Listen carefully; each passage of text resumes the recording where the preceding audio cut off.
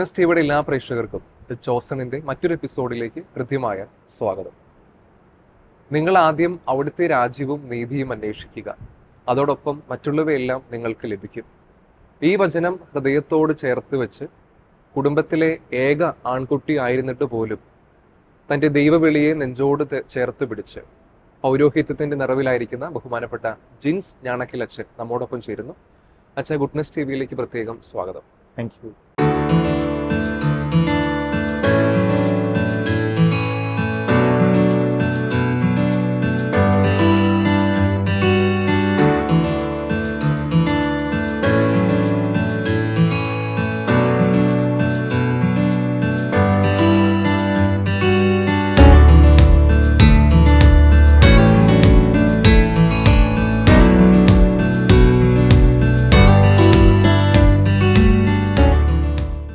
ഇപ്പോൾ അച്ഛൻ ശുശ്രൂഷ ചെയ്യുന്നത് എറണാകുളം അങ്കമാലി രൂപതയ്ക്ക് കീഴിൽ വരുന്ന മഞ്ഞപ്ര മാർസ്ലീവ ഫൊറോന പള്ളിയിലാണ്.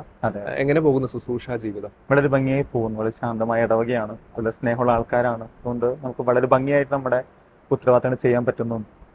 ഞാൻ ആരംഭത്തിൽ പറഞ്ഞ പോലെ അച്ഛൻ കുടുംബത്തിലെ ഏക ആൺകുട്ടി അല്ലേ? അതെ, ആയിരുന്നു. അപ്പോൾ തീർച്ചയായിട്ടും ഒത്തിരി വെല്ലുവിളികൾ ഉണ്ടായി കാണും. കാരണം പാരന്റ്സ് ഫുള്ളി സപ്പോർട്ട് ചെയ്യണമെന്നില്ല. കാരണം ഏക ആൺകുട്ടിയാണ്. ഇനി ആ ഒരു പരമ്പരയൊക്കെ മുന്നോട്ട് പോകേണ്ടത് അച്ഛനിലൂടെയാണ്. ആ ഒരു വെല്ലുവിളിയൊക്കെ എങ്ങനെയാണ് അച്ഛൻ അതിജീവിച്ചത്? സത്യം പറഞ്ഞാൽ എൻ്റെ ജനനം പോലും ഒരു അത്ഭുതമായിരുന്നു. കാരണം അപ്പൻ്റെ വീട്ടിൽ അവർ 5 മക്കളാണ്, 3 ആണ്, 2 പെണ്ണും. അതിൽ 3 പേപ്പർമാർക്കും വല്യപ്പച്ചനും എല്ലാം പെൺകുട്ടികളാണ്. അപ്പോൾ അമ്മച്ചി ആദ്യം പ്രസവിച്ച ചേച്ചിയാണ്, പെൺകുട്ടിയായിരുന്നു. അപ്പോഴും അപ്പൂപ്പന് ഭയങ്കര സങ്കടമായിരുന്നു. കാരണം മക്കൾക്ക് ആർക്കും ആൺകുട്ടികൾ ഉണ്ടാവുന്നില്ല, തലമുറ കൊണ്ടുപോകാൻ ആരുമില്ല. അമ്മച്ചി വളരെ ഔസേപിതാവിൻ്റെ ഭക്തിയായിരുന്നു. അമ്മച്ചിയുടെ ഇടവക ഔസേപിതാവിൻ്റെയാണ്, എൻ്റെ ഇടവക ഔസേപിതാവിൻ്റെ ഇടവകയാണ്. അപ്പം അമ്മച്ചി ഔസേപിതാവിൻ്റെ എപ്പോഴും പ്രാർത്ഥിക്കുമായിരുന്നു. രണ്ടാമത്തെ ക്യാരിങ് ആയപ്പോൾ എനിക്ക് അൽത്താരുടെ വലതുവശത്ത് നിൽക്കുന്ന ഒരു കുഞ്ഞിനെ തന്നോന്ന് അമ്മച്ചി പ്രാർത്ഥിക്കുമായിരുന്നു. അങ്ങനെ ജനിക്കുവാണെങ്കിൽ ജോസഫ് എന്ന് പേരിടാമെന്ന് അമ്മച്ചി നേർന്നിരുന്നു. അങ്ങനെയാണ് 1994 മാർച്ച് 12 ഞാൻ ജനിക്കുന്നത്. ഔസേപിതാവിൻ്റെ മാസം തന്നെയാണ് ഞാൻ ജനിക്കുന്നത്. അന്ന് ആൺകുട്ടിയാന്ന് പറഞ്ഞാൽ ഒരുപാട് സന്തോഷം ഉണ്ടായിരുന്നു വീട്ടുകാർക്കായാലും. അങ്ങനെ എല്ലാവരും വളരെ സന്തോഷിച്ച സമയത്താണ് മാമോദീസയുടെ സമയം വരുന്നത്. ആ സമയത്ത് അമ്മച്ചി പറഞ്ഞു കൊച്ചിൻ്റെ പേര് ജോസഫ് എന്നാണ് ഇടണ്ടേന്ന് പറഞ്ഞു. അപ്പോൾ അപ്പൂപ്പൻ എൻ്റെ ഇത് സമ്മതിക്കുന്നില്ല, കാരണം അപ്പൂപ്പൻ്റെ ദേവസേനാണ്. അപ്പോൾ പരമ്പരാഗതമായിട്ട് അപ്പൂപ്പൻ്റെ പേരാണ് ആൺകുട്ടിക്ക് ഇടേണ്ടത് വരുന്നത്. അപ്പോൾ അങ്ങനെ ചെറിയൊരു പ്രശ്നങ്ങളും വാക്കുതർക്കവും ബഹളമൊക്കെ ഉണ്ടായിരുന്നു കൊച്ചിൻ്റെ പേരിടുന്നതിനെ കുറിച്ചിട്ട്. അപ്പം അമ്മച്ചി ശാഠ്യം പറഞ്ഞു, എന്തൊക്കെയാലും ജോസഫിന് ഇടത്തുള്ളൂ, ഞാൻ നേർന്നുണ്ടായ കുഞ്ഞാണ്. അങ്ങനെയാണ് ജോസഫിന് പേരിടുന്നത്. എൻ്റെ കുടുംബത്തിൽ ആർക്കും ജോസഫിന് പേരില്ല. അങ്ങനെ മാമച്ചി പേര് ജോസഫിന് ഇട്ടു. അതൊരു ആദ്യമായിട്ടൊരു ആൺകുട്ടി ഉണ്ടായതിൻ്റെ സന്തോഷത്തിൽ തന്നെ എല്ലാവരും വളരെ സ്നേഹത്തോടെയാണ് വളർത്തിയത്. എല്ലാ ദിവസവും പള്ളിയിൽ പോകണമെന്നുള്ള നിർബന്ധമുള്ള കാര്യമാണ്. രാവിലെ ചെറുപ്പം മുതലേ അപ്പനമ്മ പള്ളിയിൽ കൊണ്ടുപോകായിരുന്നു. ചെറുപ്പം മുതൽ പിന്നീട് ഒറ്റയ്ക്ക് പോകാൻ പറ്റുന്ന പ്രായത്തിലും എല്ലാ ദിവസവും പള്ളിയിൽ പോകുമായിരുന്നു. സംഘടനകളൊക്കെ പ്രവർത്തിക്കും. ഇപ്പം ചെറുപ്പം മുതലേ പള്ളിയുടെ മുൻവശത്ത് നിൽക്കുമ്പോൾ തന്നെ കുർബാന ഭക്തിയോടെ നിൽക്കാനും, അച്ഛന്മാർ പോകുമ്പോൾ ആ കാപ്പമേത്ത് മുട്ടുമ്പോൾ ഭയങ്കര സന്തോഷമൊക്കെ ഭയങ്കര സന്തോഷമൊക്കെ ആയിരുന്നു. അപ്പം അന്നൊരു ആഗ്രഹിച്ചു, എനിക്കൊരു അച്ഛനാണെന്ന ഉള്ളിലൊരു ആഗ്രഹം ഉണ്ടായിരുന്നു. പക്ഷേ വളരുമ്പോൾ ചിലപ്പോൾ അത് വലുതാകുമ്പോൾ അത് എന്താണെന്ന് നമുക്ക് അറിയത്തൊന്നുമില്ലെങ്കിലും എല്ലാ ദിവസവും പ്രാർത്ഥിക്കുവായിരുന്നു അച്ഛനാണോ എന്നുള്ളത്. അങ്ങനെ ആദ്യമായിട്ട് 10ാം ക്ലാസ് കഴിയുമ്പോഴാണല്ലോ ദൈവവിളി നമ്മൾ കണ്ടുപിടിക്കുന്നത്. 10ാം ക്ലാസ് കഴിഞ്ഞപ്പോൾ ഞാൻ വീട്ടിൽ പറഞ്ഞിരുന്നു അമ്മച്ചി ഇങ്ങനെ ഒരു ആഗ്രഹമുണ്ട് അച്ഛനാ പോകണമെന്നുള്ളത്. അപ്പോൾ ഞാൻ ഒന്ന് പൊയ്ക്കോട്ടെ എന്ന് വെച്ചു. അപ്പം അമ്മച്ചി പറഞ്ഞു എന്നോട് നീ പറയണ്ട, പോയിട്ട് അപ്പാപ്പനോട് പറഞ്ഞോളാം പറഞ്ഞു. കാരണം പുള്ളിക്കാരനാണല്ലോ എല്ലാം നോക്കിക്കൊണ്ടിരുന്നത് തറവാട്ടിൽ. അപ്പാപ്പനോട് പറഞ്ഞപ്പോൾ അപ്പാവും പറഞ്ഞു എന്ത് സമ്മതിക്കില്ല. അവിടെ കൃഷി സമൂഹം ആയതുകൊണ്ട് തന്നെ അവിടെ പുല്ലറിയുന്ന വെട്ടുകത്തി ഉണ്ടായിരുന്നു. ബാപ്പനത് കാണിച്ചിട്ട് പറഞ്ഞു നീ അങ്ങനെ സിനിമയിൽ പോയി കഴിഞ്ഞാൽ തന്നെ വെട്ടിക്കൊല്ലുമെന്ന് പറയാണ്. നമ്മളെ 10ാം ക്ലാസ്സിലെ പയ്യനായതുകൊണ്ട് അന്ന് പേടിച്ച്. സീരിയസ് ആയിട്ടാണോ പറഞ്ഞത്? സീരിയസ് ആയിട്ടാണ് തന്നെ പറഞ്ഞത്. അതുകൊണ്ട് അന്ന് പേടിച്ച് ഞാൻ പോയില്ല, സിനിമയിൽ പോയില്ല, ചേർന്നില്ല, ക്യാമ്പിനും പോയില്ല. അത് കഴിഞ്ഞ് +1 ആയപ്പോഴത്തേക്കും അവിടെ ഒരു വൊക്കേഷൻ ക്യാമ്പിന്റെ നോട്ടീസ് പള്ളി വന്നു. ഒന്ന് വികാരച്ചൻ പറഞ്ഞു നമ്മുടെ പള്ളിയിൽ നിന്ന് അച്ഛന്മാർ ആരും ഇല്ല. അന്ന് ഞങ്ങളുടെ പള്ളി 50 കൊല്ലമായിട്ട് ആരും ഇല്ല, പള്ളിയിൽ നിന്ന് അച്ഛന്മാർ ആരും ഇല്ല, ബ്രദേഴ്സും ഇല്ല. അച്ഛൻ പറഞ്ഞു നിങ്ങൾ ചുമ്മാ പോയിട്ട് വാ. എന്റെ സ്വന്തം ഇടവക തുതിയൂർ ഇടവകയാണ്, Saint Joseph church Thuthiyoor, Kakkanad അടുത്താണ് ഇടവക. അപ്പോൾ വികാരച്ചൻ പറഞ്ഞു നിങ്ങൾ ചുമ്മാ പോയിട്ട് വന്നാൽ എന്നെയും എൻ്റെ കൂട്ടുകാരനെ വിടുവാണ്. ഞങ്ങളോർത്തേക്ക് ഒരു എക്സ്പോഷർ ആയിക്കോട്ടെ എന്ന് ഓർത്ത് ഞാൻ അവന് ക്യാമ്പിന് പോയി. 3 ദിവസം ക്യാമ്പൊക്കെ അടിച്ചു പൊളിച്ചു. അപ്പോഴും ദൈവവിളി ഉണ്ടോയെന്ന് വെച്ചാൽ കിട്ടിയോന്ന് വെച്ചാൽ എനിക്കറിയത്തില്ല. ഞങ്ങൾ ക്യാമ്പ് അങ്ങോട്ട് ചേർന്നിട്ട് ഞാൻ ക്യാമ്പ് എവിടെയായിരുന്നു? നമ്മുടെ തൃക്കാക്കര മൈനസിലായിരുന്നു, രൂപതര ക്യാമ്പ് തന്നെയായിരുന്നു. ഞങ്ങൾ കഴിഞ്ഞിട്ട് അപ്പോൾ വികാരച്ചൻ പറഞ്ഞു പോയി നല്ല ഭക്ഷണമൊക്കെ കഴിച്ചിട്ട് വന്നാൽ അടിച്ചു പൊളിച്ചിട്ട് വരാനൊക്കെ പറഞ്ഞപ്പോൾ ഞങ്ങൾ അങ്ങനെ അടിച്ചു പൊളിച്ച് തിരിച്ചു പോന്നു. അപ്പോഴും അപ്പം എൻ്റെ ചിന്ത എന്ന് പറയുന്നത് എന്നെക്കാളും ഭക്തി വിശുദ്ധി അവന് കൂടുതലുണ്ട്. അപ്പോൾ അവൻ അച്ഛനായിക്കോട്ടെ, ഞാൻ ആകുന്നില്ല എന്നുള്ള രീതിയിലാണ് ഇരുന്നത്. പിന്നെ +2 ആയപ്പോഴത്തേക്കും വീണ്ടും ഒരു തോന്നൽ വന്നു അച്ഛനാകണം എന്നുള്ളത്. അപ്പോൾ ഞാൻ വീണ്ടും പോയിട്ട് അമ്മച്ചിയോടാണ് എല്ലാ കാര്യം കൂടുതൽ പറയാറ്. അമ്മച്ചിയോട് പറഞ്ഞു അപ്പം അമ്മച്ചി പറഞ്ഞു ഈ പ്രായത്തിലുള്ള ചിന്തയാണ് മോനെ, വലിയ കാര്യമായിട്ട് എടുക്കേണ്ട, അത് കുറച്ച് മാറിക്കോളൂ എന്ന് പറഞ്ഞു അന്ന് അമ്മച്ചി എതിർത്തു. പിന്നെ +2 കഴിഞ്ഞ് പിന്നെ ഡിഗ്രിക്ക് ഞാൻ ജോയിൻ ചെയ്തു. BCom ഭാരതമാത കോളേജിലാണ് പഠിച്ചത്. ആ സമയത്ത് ഞാൻ ഓൾറെഡി ഡ്രോപ്പ് ചെയ്ത് ഈ ഒരു ചിന്ത തന്നെ മാറ്റി വെച്ചു. പിന്നെ എനിക്ക് എൻ്റെ ഏറ്റവും വലിയ ആഗ്രഹം ഒരു അധ്യാപകനാണോ എന്നുള്ളതാണ്. അപ്പോൾ അതുകൊണ്ട് BCom കഴിഞ്ഞ് MCom ചെയ്യണം, നെറ്റ് ക്ലിയർ ചെയ്യണം, അങ്ങനെല്ലാം സ്വപ്നങ്ങൾ അങ്ങനെയായി. അതുകൊണ്ട് സ്റ്റഡീസ് നല്ലോണം കോൺസെൻട്രേറ്റ് ചെയ്യാൻ ശ്രദ്ധിച്ചു. അപ്പോൾ HOD ആയാലും വളരെ ഇഷ്ടമായിരുന്നു, കാരണം ഒരു അധ്യാപകനാകുന്ന കുട്ടികളുടെ ടീച്ചർ ഭയങ്കര ഇഷ്ടമായിരുന്നു. അപ്പോൾ എനിക്ക് സ്പെഷ്യലായിട്ട് മിസ് സ്പെഷ്യൽ നോട്ട്സ് ഒക്കെ തരുമായിരുന്നു, പിന്നെ ടീച്ചിങ്ങിൻ്റെ മെറ്റീരിയൽസ് ഒക്കെ തരും. അപ്പോൾ ഇപ്പോഴേ പഠിച്ച് പ്രിപ്പയർ ചെയ്യാൻ മിസ് പറയുമായിരുന്നു. അങ്ങനെ ഫുള്ളി കോൺസെൻട്രേറ്റഡ് ആയിരുന്നു സ്റ്റഡീസിലെല്ലാം. അത് കഴിഞ്ഞ് BCom ലാസ്റ്റ് ഇയറിലെ കോളേജ് ടൂറെല്ലാം കഴിഞ്ഞ് വന്ന സമയത്താണ് പെട്ടെന്നൊരു ചിന്ത വരുന്നത്, സെമിനാരിൽ പോകണമെന്നുള്ളത്. അപ്പം ഞാൻ ആദ്യം പിന്നെയും പോയി പ്രാർത്ഥിച്ചു. പിന്നെ ഇങ്ങനെ ഒരു ആഗ്രഹം വരേണ്ട ആവശ്യമില്ലല്ലോ, കാരണം ഡിഗ്രി കഴിഞ്ഞ് ബാക്കി എല്ലാം എൻ്റെ സെറ്റാണ്. ടൂർ കഴിഞ്ഞിട്ടാണ് ടൂർ കഴിഞ്ഞത് കോളേജ് ലൈഫ് എല്ലാം കഴിഞ്ഞ ആ ഒരു ലാസ്റ്റ് സെമിന് എക്സാം മാത്രമേ ഉള്ളൂ. ആ സമയത്ത് ഇങ്ങനെ ചിന്ത വരുന്നത്. ഞാൻ വീട്ടിൽ വിട്ട് അമ്മച്ചോട് പറഞ്ഞു, അമ്മച്ചി ഇങ്ങനെ ഒരു ആഗ്രഹം വരുന്നുണ്ട്. അമ്മച്ചി മോൻ കാര്യമായിട്ട് കണ്ടത് ചുമ്മാതാണെന്നെല്ലാം പറഞ്ഞു വെച്ചു. ആ സമയത്താണ് അൺഎക്സ്പെക്റ്റഡ് ആയിട്ട് ഒരു കൺവെൻഷൽ ബ്രദർ ഞങ്ങളുടെ ഇടവകപ്പള്ളി വരുന്നത്. കൺവെൻഷൻ എന്ന് പറഞ്ഞാൽ ഫ്രാൻസ് കൺവെൻഷൽ ബ്രദർ, കോൺഗ്രിഗേഷൻ ആണ് ആള്.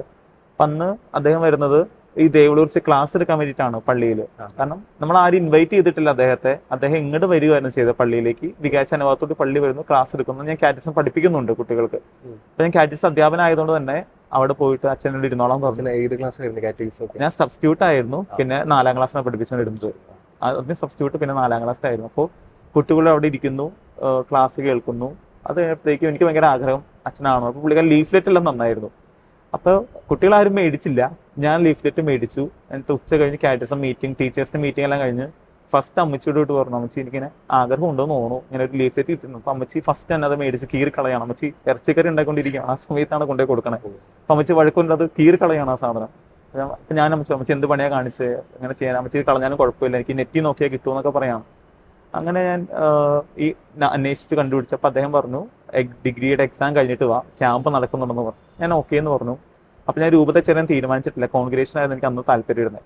അത് കഴിഞ്ഞിട്ട് നമ്മുടെ സെമിനാരിൽ അന്ന് ഞാൻ എൻ്റെ കമ്മ്യൂണിറ്റി സെക്രട്ടറി കൂടിയായിരുന്നു എൻ്റെ ഇടവപ്പള്ളിയിൽ. BCom പഠിക്കുന്ന സമയത്ത് തന്നെ എല്ലാത്തിലും ഉണ്ടായിരുന്നു. കാരണം ഞങ്ങളുടെ കൊച്ചു ഇടവകയാണ്, 160 വീട്ടുകാരാണ് ഞാൻ സെമിനാരിൽ പോകുമ്പേ ഉള്ളൂ. അതുകൊണ്ട് നമുക്ക് എല്ലാത്തിലും സംഘടനയിലെല്ലാം ഇപ്പോൾ CLCയുടെ ആയാലും അൾത്താര സംഘം CLCയുടെ എല്ലാം പ്രസിഡന്റ് ആയിരുന്നു, പിന്നെ യൂണിറ്റ് സെക്രട്ടറി ആയിരുന്നു. ആ സമയത്ത് ഞങ്ങളുടെ യൂണിറ്റ് വിഭജിച്ച് പുതിയൊരു യൂണിറ്റ് വരികയാണ്. അപ്പം അന്ന് ഞാൻ സെക്രട്ടറി ആയതുകൊണ്ട് പുതിയ യൂണിറ്റ് ചെല്ലുമ്പോഴേക്കും നമ്മുടെ ജസ്റ്റിൻ കൈപ്പറമ്പാടൻ എന്ന അച്ഛൻ, നമ്മുടെ രൂപതയിൽ അച്ഛനാണ് വന്നിരിക്കുന്നത് ഗസ്റ്റായിട്ട്. അപ്പം അച്ഛനോട് ഞാൻ പറഞ്ഞു, അച്ഛൻ ഇങ്ങനെ ഒരു ആഗ്രഹമുണ്ട്, സെമിനാറിലെ കാര്യങ്ങൾ ചോദിക്കുകയാണ്. അച്ഛന് സ്ഥിരം ഞങ്ങളുടെ പള്ളി വരുന്ന ആളാണ്. അപ്പം അച്ഛൻ പറയടാ നീ പേടിക്കണ്ട, നീ ക്യാമ്പ് ഞാൻ വികാരിച്ചോട് സംസാരിക്കാമെന്ന് പറഞ്ഞു. അങ്ങനെ ഒരു ദിവസം ഞായറാഴ്ച കുർബാന കഴിഞ്ഞ് വികാരിച്ചനെ വിളിപ്പിക്കുകയാണ്. ജിൻസ് എന്നെ ഒന്ന് കാണുന്നത്. പൊതുവെ അച്ഛൻ അങ്ങനെ വിളിക്കാറില്ല, ഞങ്ങളങ്ങനെ അൾട്രാസൗണ്ട് വിളിക്കാറൊന്നുമില്ല. അച്ഛൻ നമ്മൾ സ്നേഹത്തോടുകൂടി വിളിച്ച് ചായ തരുന്നു, ഭക്ഷണം തരുന്നു. അപ്പം എനിക്ക് മനസ്സിലാവുന്നില്ല അച്ഛൻ എന്താ ഉദ്ദേശിക്കുന്നതെന്നുള്ളത്. അപ്പം എന്നിട്ട് അച്ഛൻ സെമിനാരിൽ പോകാൻ ആഗ്രഹം ഉണ്ടോ എന്ന് നോക്കിയാണ്. ഞാൻ പറഞ്ഞു ആഗ്രഹം ഉണ്ട് അച്ഛാന്ന് പറഞ്ഞു. അപ്പം അച്ഛൻ ചോദിച്ചു എവിടെ പോകാൻ താല്പര്യം എന്ന് വെച്ചാൽ, അച്ഛൻ എനിക്കൊരു കൺവെൻഷൻ അല്ലെങ്കിൽ കപ്പൂച്ചിനാണ്, കാരണം എന്നോട് ത്യാഗപൂർണ്ണമായ ജീവിതം നയിക്കാൻ വേണ്ടിയിട്ടാണെന്ന് പറയാണ്. അപ്പം അച്ഛൻ പറഞ്ഞു ത്യാഗപൂർണ്ണമായ ജീവിതം നയിക്കാൻ ഏറ്റവും നല്ലത് രൂപത അച്ഛനാവുന്നതാണ്, നീ രൂപതയിൽ പോയാൽ മതി എന്ന് പറഞ്ഞു. അങ്ങനെയാണ് ആ കൊല്ലം സെമിനാരിലൂടെ ഞാൻ പോകുന്നത്. 2015 സെമിനാരിൽ പോകുന്നത്. ആ കൊല്ലത്ത് പ്രത്യേകത എന്ന് പറയുന്നത് ഞങ്ങളുടെ ഇടവപ്പള്ളിയുടെ 50ാം ജൂബിലിയാണ്. പള്ളി സ്ഥാപിതമായിട്ട് 50ാം ജൂബിലി വർഷമാണ് ഞാൻ സെമിനാരിൽ പോകുന്നത്. അതുവരെ ഞങ്ങളുടെ പള്ളിയിൽ നിന്ന് അച്ഛന്മാരാരുമില്ല. 2015 സെമിനാരിൽ ജോയിൻ ചെയ്യുന്നു. അച്ഛനങ്ങനെ തൃക്കാക്കര മൈനസ് സെമിനാറിലേക്ക് പോകാനുള്ള തീരുമാനമൊക്കെ എടുക്കുന്നു. സ്വാഭാവികമായിട്ടും ഫാമിലി സപ്പോർട്ട് ഇല്ലാതെ പോകാൻ പറ്റില്ല അല്ലേ? അപ്പൊ എങ്ങനെയായിരുന്നു ഫാമിലിയുടെ ആ ഒരു സമയത്ത് റെസ്പോൺസ് എങ്ങനെയായിരുന്നു? അത് ഞാൻ ഈ തീരുമാനം പറഞ്ഞപ്പോൾ തന്നെ വലിയ എതിർപ്പായിരുന്നു. പപ്പ വളരെ ശാന്തനാണ്, പപ്പ അച്ഛനെ പോലെയാണ്, വളരെ ശാന്തനായിട്ട് മനുഷ്യനാണ്. പപ്പ അങ്ങനെ ഒന്നും പറഞ്ഞൊന്നുമില്ല. അമ്മച്ചി എന്ത് ചെയ്ത് സമ്മതിക്കുന്നുണ്ടായിരുന്നില്ല. അതേസമയം അമ്മച്ചിയുടെ കുടുംബത്തിൽ ഒരുപാട് സിസ്റ്റേഴ്സ് അച്ഛന്മാരുണ്ട്, ഒരുപാട് ദൈവല്യ കുടുംബമാണ് അമ്മച്ചിയുടെ. പുളിക്കൽ കുടുംബമാണ്, ഇവിടെ മഞ്ഞപ്പുറ തവളപ്പാറ ഇടവാംഗമാണ്. എന്നിട്ടും അമ്മച്ചി വളരെ എതിർപ്പായിരുന്നു. അമ്മച്ചി എപ്പോഴും അച്ഛന്മാരെ ഭയങ്കര സ്നേഹിക്കുകയും ബഹുമാനിക്കുന്ന വ്യക്തിയാണ്. അച്ഛന്മാരുടെ ജീവിതങ്ങളെല്ലാം അമ്മച്ചിക്ക് അറിയാം. എന്നിട്ടും അമ്മച്ചി ഭയങ്കരമായിട്ട് എതിർത്തു. പക്ഷേ ഞാൻ പറഞ്ഞു അമ്മച്ചി നീ പോയേ പറ്റൂന്ന് പറയുന്നു. പക്ഷേ എതിർപ്പായിരുന്നു.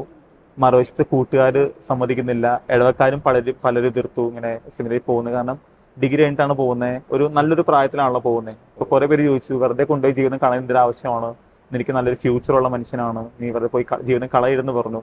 അവിടുത്തെ പള്ളിയിലെ മദർ അന്ന് ആൻസില എന്ന് പറഞ്ഞ സിസ്റ്ററാണ്, പ്രേക്ഷിതാരൻ സഭയിലെ സിസ്റ്റർ. എന്നോട് പറഞ്ഞു മോൻ അച്ഛനാകും പോകരുത്, ഒരിക്കലും സിസ്റ്റർ അങ്ങനെ പറയാൻ പാടില്ല എന്നറിയാം, എങ്കിലും മോൻ കല്യാണം കഴിച്ച് കുറേ കുഞ്ഞുങ്ങളൊക്കെ വേണം, കുഞ്ഞുങ്ങളെ മോൻ വേണമെങ്കിൽ അച്ഛനും സിസ്റ്റർ ആക്കി കുഴപ്പമില്ലെങ്കിൽ മോൻ ഒരിക്കലും സെമിനാരിൽ പോകണ്ട, മോൻ ഇടയിൽ ആവശ്യമുണ്ടെന്നൊക്കെ പറഞ്ഞായിരുന്നു.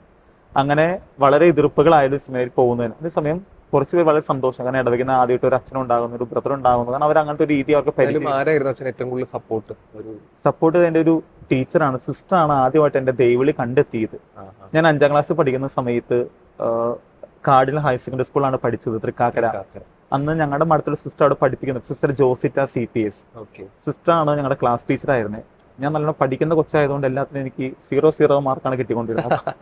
പ്രോഗ്രസ് കാർഡിൽ മലയാളത്തിന് മാത്രം എനിക്ക് നല്ല മാർക്കുണ്ട്, ബാക്കി എല്ലാത്തിനും റെഡിങ് വെച്ചാണ് മാർക്ക് ചെയ്തുകൊണ്ടിരുന്നത്. അപ്പോഴത്തേക്കും പ്രത്യേകിച്ചും ഫസ്റ്റ് പേരൻസ് ഡേക്ക് അപ്പനും അമ്മേനെയും വിളിച്ചിട്ട് സിസ്റ്റർ പറഞ്ഞു, ഇവൻ കാരണം നമ്മുടെ ഇടവകയുടെയും നാടിനും പേര് കളയാൻ സാധ്യതയുള്ളൂ, അതുകൊണ്ട് ഇവനെ വലിയ എനിക്ക് പ്രതീക്ഷ ഒന്നുമില്ല സിസ്റ്റർ പറയാമായിരുന്നു. അപ്പൊ എൻ്റെ അപ്പനമ്മ ഭയങ്കര കരച്ചിലാണ് അത് കേട്ടിട്ട്. അപ്പൊ എനിക്ക് വലിയ കൂസലത്, ഞാൻ ചിരിച്ചുകൊണ്ടിരിക്കുന്നു, കാരണം 5ാം ക്ലാസ്സിലാണ് ആദ്യമായിട്ട് പഠിക്കുന്നത്. പക്ഷേ സിസ്റ്റർ ഇത് കഴിഞ്ഞിട്ട് എന്നെ പേഴ്സണൽ എടുത്ത് നല്ല ഉപദേശങ്ങൾ തരും. എൻ്റെ സിസ്റ്റർ, നീ അച്ഛനവൻ സാധ്യത ഉണ്ടെന്ന് പറയണം. അപ്പൊ എനിക്ക് പിന്നെ സിസ്റ്റർ ദേഷ്യമായി, പിന്നെ ഇത്രയും വഴക്ക് പറഞ്ഞിട്ട് അച്ഛനാണ് സാധ്യത ഉണ്ട്, ഞാൻ കാര്യമായിട്ട് എടുത്തൊന്നുമില്ല. അത് കഴിഞ്ഞിട്ടും പഠനം വളരെ പുറകോട്ടായിരുന്നു. 5, 6, 8, 9 ക്ലാസ് ഒന്നും പഠിക്കാൻ വളരെ പുറകോട്ടായിരുന്നു. 10ാം ക്ലാസ്സിൽ സിസ്റ്റർ എന്നെ പിന്നെയും വിളിച്ചിട്ട് പറഞ്ഞു, സിസ്റ്റർ 7 വരെ പഠിപ്പിച്ചിട്ടുള്ളൂ, പിന്നെ ഹൈസ്കൂൾ ആയപ്പോൾ സിസ്റ്റർ ഇല്ല. സിസ്റ്റർ പറഞ്ഞു, മോനോട് പഠിക്കണം, 10 കഴിയുമ്പോൾ അച്ഛൻ നിനക്കൊരു വിളിയുണ്ട്, മോൻ നല്ലോണം പ്രാർത്ഥിക്കണം എന്നൊക്കെ പറയണം. അപ്പോഴും ഞാൻ വലിയ കാര്യമായിട്ട് എടുത്തില്ല, കാരണം സിസ്റ്ററിനുള്ള ദേഷ്യം കൊണ്ടായിരുന്നു. പിന്നെ 10ാം ക്ലാസ് റിസൾട്ട് വന്നപ്പോഴത്തേക്കും എനിക്ക് 82% മാർക്കുണ്ട്. അപ്പോൾ ഞാൻ വലിയ കാര്യമായിട്ടാണ് പുള്ളിക്കാരുടെ പോയിട്ട്, സിസ്റ്റർ കണ്ടു പഠിക്കുക, സിസ്റ്ററിനെ കളിയാക്കിയത്, എനിക്ക് ഇത്ര മാർക്കുണ്ട്. അതൊന്നും വലിയ മാർക്കല്ല, അതെനിക്കറിയാം, എനിക്കാണെന്ന് ഏറ്റവും കുറവ് മാർക്ക് ആ സ്കൂളിലുള്ളത്. പക്ഷെ എൻ്റെ സിസ്റ്റർ പറഞ്ഞു, എടാ നീ ജയിക്കുന്നത് എനിക്ക് അറിയായിരുന്നു, മോൻ്റെ നല്ല വേണ്ടിയിട്ടാണ് സിസ്റ്റർ പറഞ്ഞത്, എനിക്ക് നല്ല അച്ഛനാ ആഗ്രഹമുണ്ട്, മോൻ അച്ഛനാകാൻ പോകണമെന്ന് പറഞ്ഞു. അപ്പം ഞാൻ പോകില്ല, സിസ്റ്ററിൻ്റെ എതിർപ്പാണ്, ഞാൻ പോകില്ല എന്ന് പറഞ്ഞിട്ട് തിരുവന സിസ്റ്റർ ഞാൻ കണ്ടിട്ടില്ല. പക്ഷേ സിസ്റ്ററാണ് ആദ്യമായിട്ട് ദൈവവിളി കണ്ടെത്തിയതും ഏറ്റവും കൂടുതൽ എന്നെ സപ്പോർട്ട് ചെയ്തും പ്രോത്സാഹിപ്പിച്ചതും. പിന്നെ വേറെ ആരും അങ്ങനെ, കാരണം എല്ലാവരും എതിർക്കുവാണ് ചെയ്തിരുന്നത് പൊതുവെ. പിന്നെ അത് കഴിഞ്ഞിട്ട് +1 +2 കഴിഞ്ഞു. ഡിഗ്രി കഴിഞ്ഞ സമയത്ത് ഞാൻ പറഞ്ഞല്ലോ പോകുന്നത്, അന്ന് നമുക്ക് മൊബൈലൊന്നും കയ്യിലില്ല, അന്ന് മൊബൈൽ അത്ര നമുക്ക് അവൈലബിൾ അല്ല, ഞാൻ കയ്യിൽ പേഴ്സണൽ മൊബൈലൊന്നും ഉണ്ടായിരുന്നില്ല. ഡിഗ്രിയുടെ ലാസ്റ്റ് ഇയറിൽ ഇങ്ങനെ പോകാൻ പോകുന്ന അന്ന് ഞായറാഴ്ച വൈകുന്നേരം 4 മണിക്ക് സെമിനാറിൽ എത്തണം, രാവിലെ 10 മണിക്ക് പള്ളിയിലെ 9 കുർബാന കഴിഞ്ഞ് നിൽക്കുന്ന സമയത്താണ് സിസ്റ്റർ നമ്മുടെ ചിറ്റേത്തര ഒരു ഹോം ഫെയ്ത്ത് ഒരു ഹാൻഡിക്യാപ്ഡ് കുട്ടികളുടെ സ്ഥലമുണ്ട്, അവിടുത്തെ കുട്ടികളുടെ മനസ്സമ്മതം നടക്കുന്നത് നമ്മുടെ പള്ളി വെച്ചിട്ടാണ്. അന്ന് സിസ്റ്റർ വരുവാണ്. അന്ന് സിസ്റ്റർ അൺഎക്സ്പെക്റ്റഡ് ആയിട്ട് വരുന്നു. ഞാൻ സിസ്റ്ററിനെ കാണുന്നു, പോകുന്ന അന്നാണ് സിസ്റ്റർ വരുന്നത്. ഞാൻ ഓടിപ്പോയിട്ട് സിസ്റ്ററിനെ കെട്ടിപ്പിടിച്ചു വന്നിരുന്നിട്ട്. ഞാനും കരയുന്നു. സിസ്റ്റർ ഞാൻ പറഞ്ഞു, സിസ്റ്റർ ഞാൻ സെമിനാരിൽ പോവുകയാണ്, പ്രാർത്ഥിക്കും. ഞങ്ങൾ രണ്ടുപേരും ഭയങ്കര കരച്ചിലായിരുന്നു. സിസ്റ്റർ അന്ന് ഒരുപാട് ആശീർവദിച്ചൊക്കെ വിടുകയൊക്കെ ചെയ്തായിരുന്നു. സിസ്റ്ററാണ് ഏറ്റവും കൂടുതൽ എന്നെ ലൈഫ് ഇൻസ്പയർ ചെയ്തത്. പിന്നെ ഒരുപാട് സിസ്റ്റേഴ്സ്, പിന്നെ വന്ന സിസ്റ്റേഴ്സും ഉണ്ട്, അച്ഛന്മാരുണ്ട്, അവരെല്ലാം തീർച്ചയായിട്ടും ഒരുപാട് സപ്പോർട്ട് ചെയ്തിട്ടുണ്ട്. പക്ഷേ കുടുംബത്തിൽ നിന്ന് എല്ലാവരും വളരെ എതിർപ്പായിരുന്നുണ്ടായിരുന്നു. സിബ്ലിങ്സ് പോലും അങ്ങനെയായിരുന്നു. സ്വന്തമായിട്ട് ചേച്ചിയാണ് എനിക്കുള്ളത്, ചേച്ചി എതിർപ്പായിരുന്നു. പപ്പയുടെ കസിൻസിലെ ആൾക്കാരും അവർക്ക് ഭയങ്കര ആഗ്രഹം എന്ന് പറയുന്നത്, കാരണം ഞാൻ മാത്രം ആൺകുട്ടി ഉള്ളതുകൊണ്ട് പെങ്ങന്മാർക്കെല്ലാം ആഗ്രഹം കല്യാണ സമയത്ത് നെറ്റ് പൊക്കി പിടിക്കണം, താലിയുടെ അത് പിടിച്ചു കൊടുക്കണം, അത് മന്ത്രം, അതൊക്കെ ആയിരുന്നു. അവര് ചെറുപ്പം മുതൽ അതൊക്കെ അവരുടെ പ്ലാനിങ് ആണ്, കാരണം ഒരു ആങ്ങളേ ഉള്ളൂ. അപ്പൊ അതുകൊണ്ട് എല്ലാവർക്കും ചെയ്യാൻ ഭയങ്കര ആഗ്രഹമായിരുന്നു. ഞാനോട് പറഞ്ഞു, ചേച്ചിക്ക് ഇപ്പൊ എന്ത് ചെയ്യുന്നു? ചേച്ചി ഇവിടെ തൃക്കാക്കര മേരി മദർ സ്കൂളിൽ ടീച്ചറായിട്ട് വർക്ക് ചെയ്യുന്നു, കല്യാണം കഴിഞ്ഞു, സുഖമായിട്ടിരിക്കുന്നു.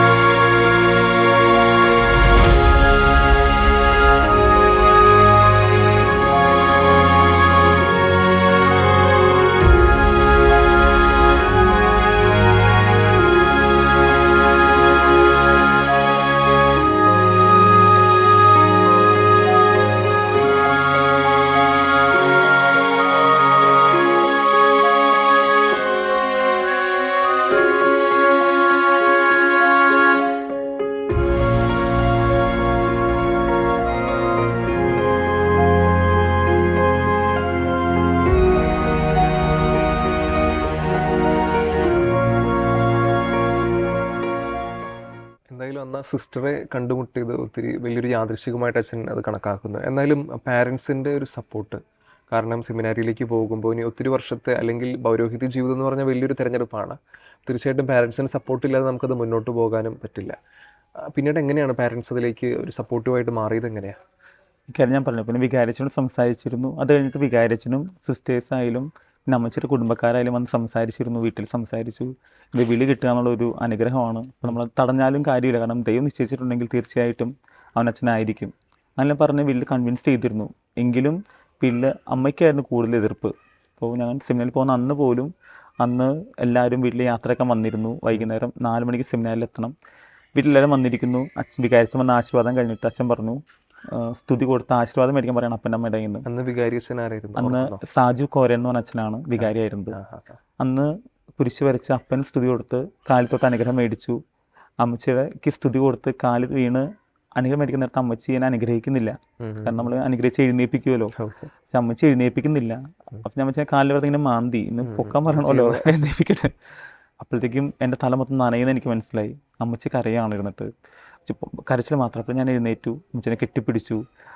അമ്മച്ചി കരഞ്ഞാൽ പിന്നെ എനിക്കും അത് ഒട്ടും പറ്റില്ല. കാരണം ഞങ്ങൾ ഭയങ്കര അറ്റാച്ച്ഡാണ് അമ്മച്ചി ഞാനും തമ്മിൽ. അപ്പോഴത്തേക്കും ഞാനും കരച്ചിലായി, അമ്മച്ചി അപ്പനും കരച്ചിലായി, ചേച്ചി കരച്ചിൽ, വന്നിരുന്ന സിബ്ലിങ്സ് മൊത്തം കരച്ചിലായി.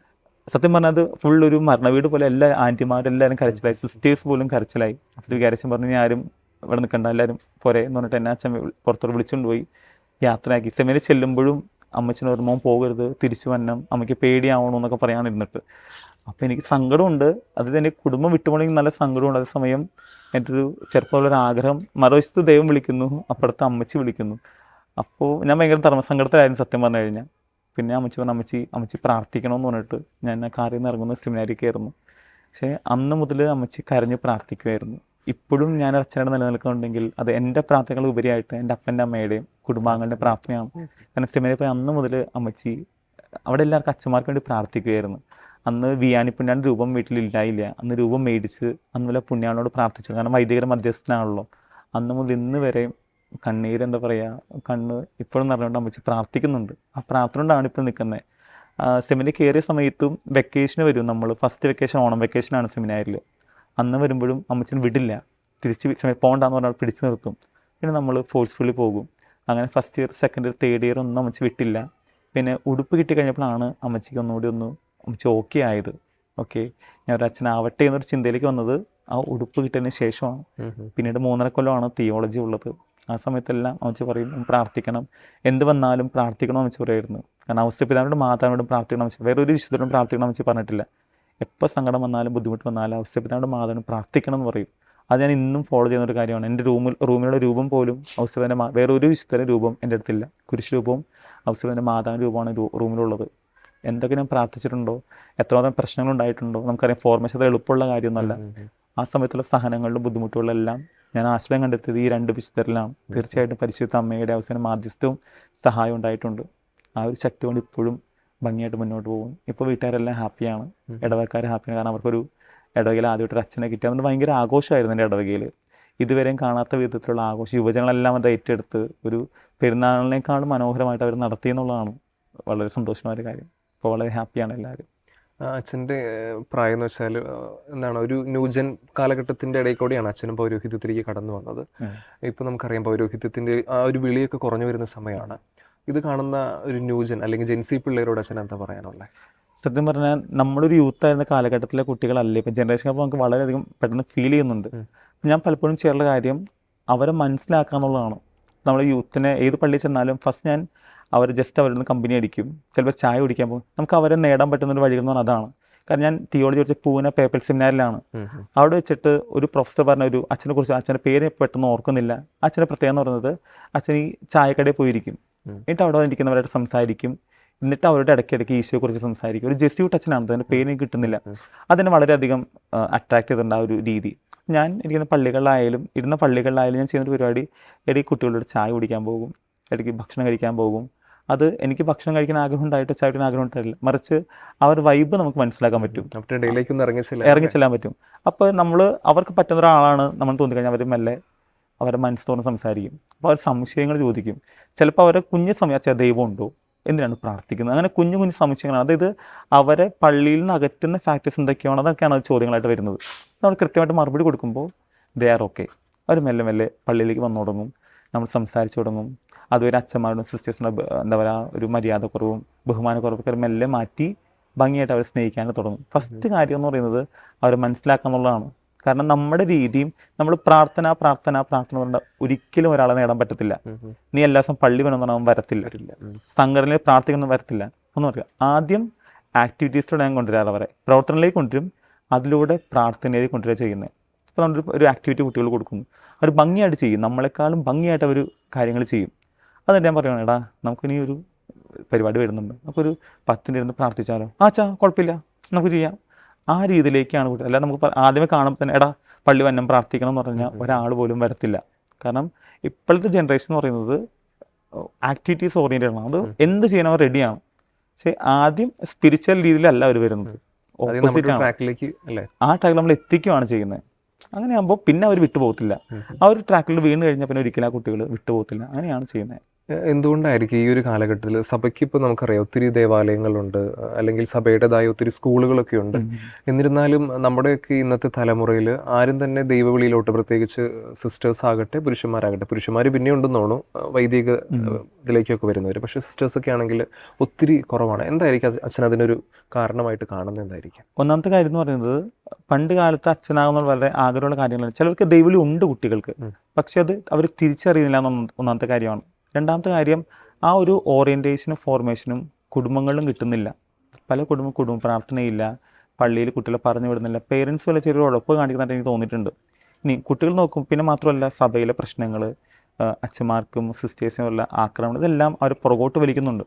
അതുകൊണ്ടാണ് പലപ്പോഴും ദൈവവിളി കുറഞ്ഞു വരുന്നത്. കാരണം നല്ലൊരു പ്രാർത്ഥന അന്തരീക്ഷമുള്ള കുടുംബത്തിൽ നിന്ന് മാത്രമാണ് നല്ലൊരു ദൈവവിളി കിട്ടത്തുള്ളൂ. അപ്പോൾ കുടുംബങ്ങൾക്ക് വളരെയധികം പ്രാധാന്യമുണ്ട്. കുടുംബങ്ങൾ എപ്പോഴൊക്കെ, കാരണം ഇപ്പോൾ പല കുടുംബങ്ങളിലും ഞാൻ മനസ്സിലാക്കിയെടുത്തോളം കുടുംബ പ്രാർത്ഥനയില്ല. ഒരു ട്രിപ്പ് മൂഡിലാണ് എല്ലാം. നമുക്ക് യാത്ര പോകുന്നു, കളിക്കുന്നു, ചിരിക്കുന്നു, ഒന്നിച്ചിരുന്ന് ഭക്ഷണം കഴിക്കാൻ പോലും അവർക്ക് സാധിക്കുന്നില്ല. യൂത്ത് ആക്റ്റീവ് ആവുന്ന തന്നെ രാത്രിയിലാണ്. അതാണ് പ്രശ്നം. അപ്പം അതുകൊണ്ട് തന്നെ ആ ദൈവവിളികൾ കുറയുന്ന ഒരു കാരണം നമ്മുടെ കുടുംബങ്ങളുടെ ആത്മീയത കുറയുന്നതാണ്. രണ്ടാമത് സിസ്റ്റേഴ്സിൻ്റെ കാര്യം എന്ന് പറയുമ്പോൾ തന്നെ ഇഷ്ടംപോലെ കോൺഗ്രിഗേഷൻസ് ഉണ്ട്.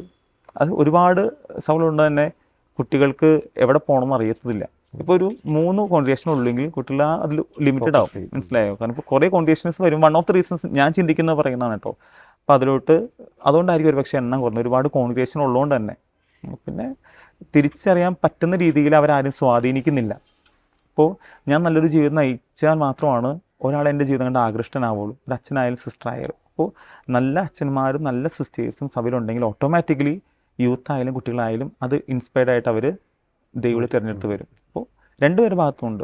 സഭയും നല്ല മാതൃക നൽകണം, കുടുംബവും നല്ല മാതൃക നൽകണം. അങ്ങനെ ഉണ്ടെങ്കിൽ തീർച്ചയായിട്ടും ഈ ദൈവവിളി നമുക്ക് വളർത്താനായിട്ട് സാധിക്കും. അച്ഛൻ ഭാരത് മാത പോലൊരു വലിയ കലാലയത്തിലാണ് പഠിച്ചത്. അപ്പോൾ സ്വാഭാവികമായിട്ട് ഒത്തിരി ഫ്രണ്ട്സ് ഉണ്ടായിരിക്കും അച്ഛന്. എങ്ങനെയായിരുന്നു ഫ്രണ്ട്സിൻ്റെ ഭാഗത്തു നിന്നൊക്കെ അച്ഛൻ ഇങ്ങനെ ഒരു അച്ഛനാകാൻ പോകുന്നു, അല്ലെങ്കിൽ എനിക്ക് ഇങ്ങനെ ഒരു അച്ഛനാകാൻ പോകണോടാ അങ്ങനെയൊക്കെ പറഞ്ഞപ്പോൾ എങ്ങനെയായിരുന്നു റെസ്പോൺസ് ഒക്കെ? ഞങ്ങൾ 75 കുട്ടികളാണ് ക്ലാസ്സിൽ ഉണ്ടായിരുന്നത്. അപ്പം അതിൽ ലാസ്റ്റ് നിമിഷമാണ് ഡിഗ്രി പാസ് ഔട്ട് ആയപ്പോൾ ഞാൻ പറഞ്ഞിരുന്നില്ല. പിന്നീടാണ് അവരറിയുന്നത് ഞാൻ അച്ഛനാകാൻ പോണ കാര്യം. കുറേ പേര് ചിരിച്ചു, കുറേ പേര് പറഞ്ഞു നീ അച്ഛനാകില്ല, നിങ്ങൾക്ക് ഉറപ്പുള്ള കാര്യമെന്ന് പറഞ്ഞു. കുറച്ച് പേര് പറഞ്ഞു നീ അച്ഛനാ ഞങ്ങൾക്ക് നേരത്തെ തോന്നിയിട്ടുണ്ടെന്നൊക്കെ പറഞ്ഞു. അങ്ങനെ സമ്മിശ്ര പ്രതികരണങ്ങളായിരുന്നു വന്നിരുന്നത്. ഇതിൽ പലരും, മെജോറിറ്റി ആളുകളും കുട്ടികളെ വിശ്വസിച്ചിരുന്നില്ല. ഈവൻ ടീച്ചേഴ്സ് പോലും അതൊട്ടും പ്രതീക്ഷ, അവരും എന്നെ ഡിസ്കറേജ് ചെയ്യുക ചെയ്തത്. അച്ഛൻ ഫസ്റ്റ് ഇയറിലൊക്കെ പഠിക്കുമ്പോൾ ആരോടെങ്കിലും ഇതൊക്കെ ഷെയർ ചെയ്തിട്ടുണ്ട്? അത് തേർഡ് ഇയർ കഴിഞ്ഞപ്പോഴാണ് ഇങ്ങനെ സ്ട്രോങ് ആയിട്ടൊരു? ഇല്ല, ഡിഗ്രി സമയത്ത് ഇങ്ങനത്തെ ഒരു ചിന്ത പോലും ഉണ്ടായിരുന്നില്ല. വന്നത് തന്നെ ഞാൻ പറഞ്ഞു ഡ്രോപ്പ് ചെയ്ത് കളഞ്ഞിരുന്നു. പിന്നെ ആരുടെ കാര്യം പറഞ്ഞിട്ടുമില്ല, ആ ചിന്തയിൽ ഞാൻ പോയിരുന്നില്ല. ലാസ്റ്റാണ് ആ തോന്നൽ പെട്ടെന്ന് വന്നത്. അത് ഞാൻ പലപ്പോഴും ചിന്തിച്ചിട്ടുണ്ട്, എന്തുകൊണ്ടായിരിക്കും ലാസ്റ്റ് മൊമെന്റ് പിന്നെ ഒരു ചിന്ത വന്നതെന്നുള്ളത്. അപ്പോൾ അത് ദൈവം വിളിച്ചതെന്ന് ഉറപ്പോടുകൊണ്ടാണ്. ഒരു ഇൻസിഡന്റ് ഒന്നും ഉണ്ടായിട്ടില്ല? ഇല്ല, അങ്ങനെ ഒരു ഇൻസിഡന്റ് ഉണ്ടായിട്ടില്ല. ഇല്ല. ആ സമയത്ത് പിന്നെ പള്ളിയിൽ ഞങ്ങൾ കപ്പ്യാരും ഉണ്ടായിരുന്നില്ല. അപ്പം ഞങ്ങൾ 3 കൂട്ടുകാരാണ് സ്ഥിരം നോക്കിക്കൊണ്ടിരുന്നത്. അതുകൊണ്ട് പള്ളിയിൽ എല്ലാ ദിവസവും മുടങ്ങാതെ പോകുമായിരുന്നു. അങ്ങനെ ഒരു ആത്മീയതയിൽ ഒരു കുറവ് ആ സമയത്ത് വന്നിരുന്നില്ല. പള്ളിയിൽ പോകുന്നു, സംഘടന പ്രവർത്തനങ്ങളെല്ലാം തന്നെ ആക്റ്റീവായിട്ട് പള്ളിയിലുണ്ടായിരുന്നു. ചെറുപ്പം മുതലേ അച്ഛൻ്റെ അമ്മ ഡെയിലി പള്ളി കൊണ്ടുപോകാനൊക്കെ ശ്രമിക്കുമായിരുന്നു? തീർച്ചയായിട്ടും പള്ളി പോകുന്ന നിർബന്ധമുള്ള കാര്യമായിരുന്നു. പള്ളി ഒരു 1 കിലോമീറ്റർ താഴെ ഉള്ളൂ പള്ളിയിലേക്കുള്ള ദൂരം. എല്ലാ ദിവസവും പള്ളി പോകും. ശനിയാഴ്ച തിരുവാത്സവത്തിൽ പങ്കെടുക്കണം നിർബന്ധമാണ്. പിന്നെ 8ാം ക്ലാസ് CLC കാറ്റീസം മുടങ്ങാൻ പാടില്ല. അതൊക്കെ നിർബന്ധമുള്ള കാര്യങ്ങളായിരുന്നു. വീട്ടിൽ കുടുംബ പ്രാർത്ഥന നിർബന്ധമാണ്, വണക്കമാസം നിർബന്ധമാണ്. ചില നേരത്തൊക്കെ വണക്കമാസം ചൊല്ലുമ്പോൾ ചിലപ്പോൾ അമ്മച്ചിയോട് പറയാം, അമ്മച്ചി ഇത്രയും ചൊല്ലേണ്ട ആവശ്യമുണ്ടെന്ന് ഞാൻ അങ്ങോട്ട് ചോദിക്കുമായിരുന്നു. കാരണം എല്ലാ രഹസ്യവും കഴിഞ്ഞ് ലുത്തിന് കഴിഞ്ഞിട്ട് തുടങ്ങുന്നുള്ളൂ വണക്കമാസം. അപ്പോൾ ഏകദേശം 1 മണിക്കൂറൊക്കെ അടുത്ത് പ്രാർത്ഥന പോകും. ലാസ്റ്റ് പാട്ട് നീട്ടി തന്നെ പാടണം. കുറേ ശാഠ്യങ്ങൾ വീട്ടിലുണ്ടായിരുന്നു പ്രാർത്ഥന ചെയ്യുന്നത്. ആ സമയത്തൊക്കെ എനിക്ക് എന്നെ ഭയങ്കര എതിർപ്പൊക്കെ ആയിരുന്നു, ഇത്രയും ചൊല്ലേണ്ട ആവശ്യമുണ്ടെന്നൊക്കെ ആയിരുന്നു. പക്ഷേ അച്ഛനെ കഴിഞ്ഞ് പറഞ്ഞിട്ടെല്ലാം ഭയങ്കര സ്നേഹം തോന്നി. അന്ന് ചൊല്ലിയ പ്രാർത്ഥനയുടെ എല്ലാം അർത്ഥം ഇപ്പോൾ ഞാൻ തിരിച്ചറിഞ്ഞുകൊണ്ടിരിക്കുകയാണ്. പക്ഷേ ചില പള്ളികളിലൊക്കെ ഈ യൂത്തൊക്കെ പള്ളിയുടെ പുറത്തുനിന്ന് കുർബാന കാണാം, അല്ലെങ്കിൽ പള്ളിയിൽ തന്നെ ഞായറാഴ്ച അവരുടെ ഒരു പതിവ്. പണ്ടെന്നൊക്കെ പറഞ്ഞാൽ ഞായറാഴ്ച ക്രിസ്ത്യൻസിനെ സംബന്ധിച്ച് സ്പെഷ്യൽ ഡേ ആണ്. പക്ഷേ ഇപ്പോൾ യൂത്തൊക്കെ പലപ്പോഴും പള്ളിയിലൊക്കെ ഇല്ലാത്തൊരവസ്ഥയായിരിക്കാം. അതിനെയൊക്കെ എങ്ങനെ നമുക്ക് ഇനി ഈ ഒരു കാലഘട്ടത്തിൽ മാറ്റിയെടുക്കാൻ പറ്റും? സത്യം പറഞ്ഞു കഴിഞ്ഞാൽ ഇതിപ്പോൾ എൻ്റെ 4ാമത്തെ പള്ളിയാണ്.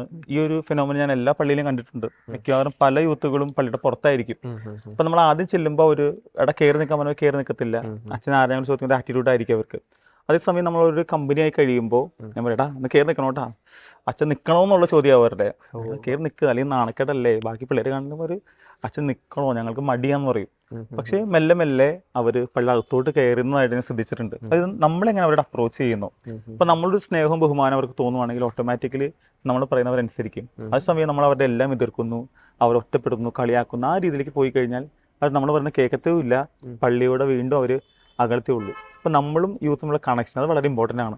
നല്ലൊരു കണക്ഷൻ അവർ തമ്മിലുണ്ടെങ്കിൽ തീർച്ചയായിട്ടും അവർ നമ്മോടും ചേർന്ന് നിൽക്കും, പള്ളിയോടും സഭയോടും ചേർന്ന് നിൽക്കും. ഇല്ല എങ്കിൽ അച്ഛൻ പറയുന്നുണ്ട് ഒരു വൈദികനും യൂത്തും ഒരു കണക്ഷൻ വേണമെന്ന്. ഒരു പക്ഷേ എന്തായിരിക്കും പാരൻസും മക്കളും തമ്മിലൊരു കണക്ഷൻ്റെ ഒക്കെ ഒരു കുറവായിരിക്കും ഒരു പക്ഷേ നമ്മുടെ ഇപ്പോഴത്തെ യൂത്ത് ഇങ്ങനൊരു ബാക്ക്വേർഡായിട്ട് പോകാനൊരു സാധ്യത. തീർച്ചയായിട്ടും പലപ്പോഴും ഈ നമ്മൾ വാഴ 2 എന്നൊരു സിനിമ കണ്ടവർക്ക് മനസ്സിലാവും. അതിൽ കാണിക്കുന്നുണ്ട് കുറച്ച് പേരൻസ് കുട്ടികളുടെ ആ ഒരു അംബിഷൻസും എയിംസും സപ്പോർട്ട് ചെയ്ത് അവരെ മനസ്സിലാക്കിക്കൊണ്ട് മുന്നോട്ട് പോകുന്നുണ്ട്. പക്ഷെ ഇന്നത്തെ ഒരു കാലഘട്ടത്തിൽ ഇന്നത്തെ ജനറേഷൻ്റെ പ്രശ്നം അവരെ ലിസൺ ചെയ്യാൻ ആരുമില്ല എന്നുള്ളൊരു കാര്യമുണ്ട്. ഈവൻ പേരൻസ് അല്ല, അവരുടെ ആക്ടിവിറ്റീസ് ആരും കിട്ടുന്നില്ല. ഒരു നല്ലൊരു കൊച്ചച്ഛനോ ഒരു വികാരിച്ചനെ കാണുമ്പോൾ അവർ അപ്രോച്ചബിൾ ആണെങ്കിൽ അവർ വരും, നമ്മൾ തുറന്ന് സംസാരിക്കും. അപ്പോൾ അവർ മനസ്സിലാക്കുന്ന ഒരാളാണ്, അവർ സപ്പോർട്ട് ചെയ്യുന്ന ഒരാളാണെങ്കിൽ അവർ റെഡിയാണ്. കാരണം നമ്മുടെ കുട്ടി ഹൈലി ടാലൻ്റ് ആണ്. ഇപ്പോൾ ഞാൻ മനസ്സിലാക്കിയ കാര്യം, പല കുട്ടികളും ഹൈലി ടാലൻറ്റഡ് ആണ്. ജെൻസി കുട്ടികൾ ഇപ്പോൾ ടെക്നിക്കലി അവർ വളരെ അഡ്വാൻസ്ഡ് ആണ്. പക്ഷേ അത് ഉപയോഗിക്കാനായിട്ടുള്ള അവസരം അവർക്ക് കിട്ടുന്നില്ല, പള്ളികളിൽ പോലും കിട്ടുന്നില്ല. ആ സമയം ഇപ്പോൾ നമ്മൾ ചെന്നവർ സംസാരിക്കുമ്പോഴേക്കും അവർ കഴിവ് മനസ്സിലാക്കി. ഞാൻ ചെയ്യുന്ന പരിപാടി എന്ന് പറയുന്നത് അവർക്ക് പറ്റിയ ഒരു മേലെ കണ്ടെത്തി അവരെ നല്ല ലീഡർഷിപ്പ് കൊടുത്ത് അതിൽ ഇൻവോൾവ് ചെയ്യിക്കും. അപ്പം നമ്മൾ വിചാരിക്കാനും എന്താ പറയുക, മാർവലസ് ആയിട്ടുള്ള കാര്യങ്ങളായിരിക്കും കുട്ടികൾ ചെയ്യുന്നത്. അപ്പോൾ നമ്മളൊരു ലിസൺ ചെയ്യുന്ന ഒരാളുണ്ടെങ്കിൽ തീർച്ചയായിട്ടും ആ കുട്ടികൾ ഭംഗിയായിട്ട് ചേർന്ന് നിന്നോളും. പേരൻസ് പലപ്പോഴും ആ ഒരു കൺസേൺ കുട്ടികളോട് ഉണ്ടോ എന്നൊരു സംശയം എനിക്കിപ്പോഴും ഉണ്ട്. കാരണം ഒരു ഏജ് കഴിയുമ്പോഴത്തേക്കും പേരൻസിൻ്റെ ചിന്ത മൊത്തം അവരാഗ്രഹിക്കുന്ന ഒരു കുട്ടികളെ വളർത്താനാണ്.